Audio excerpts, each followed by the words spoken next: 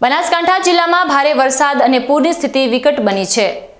સરહદી વિસ્તારોમાં જળપ્રલય જેવી પરિસ્થિતિ સર્જાઈ છે, જેના ડ્રોન વિડીયો સામે આવ્યા છે।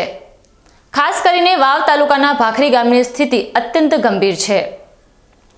બનાસકાંઠા જિલ્લાના સરહદી વિસ્તારોમાં છેલ્લા 70 કલાકથી વધુ સમયથી સતત વરસાદ અને પૂરની પરિસ્થિતિને કારણે જનજીવન થંભી ગયું છે।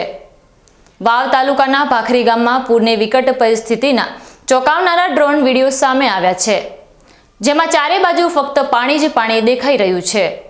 છેલ્લા 4 દિવસથી ભાખરી ગામ પૂરના પાણીથી ઘેરાયેલું છે અને છેલ્લા 70 કલાકથી ગામનો બાહ્ય વિશ્વ સાથેનો સંપર્ક પણ તૂટી ગયો છે। ઢીમા વાવ સહિતના તમામ માર્ગો પાણીમાં ગરકાવ થઈ જતા વાહન વ્યવહાર સંપૂર્ણપણે થંભી ગયો છે। ગામ લોકોને અપીલ કરી છે કે કોઈ પણ વાહનો લઈને પૂરગ્રસ્ત વિસ્તારમાં ન આવે, કારણ કે હાલની પરિસ્થિતિ અત્યંત જોખમી છે। ગ્રામજનોએ જણાવ્યું છે કે તેઓ હાલ તંત્રની મદદની રાહ જોઈ રહ્યા છે। પૂરના કારણે ગામમાં પીવાના પાણી, વીજળી અને ખાવા પીવાની ચીજવસ્તુઓની પણ સમસ્યા સર્જાઈ રહી છે।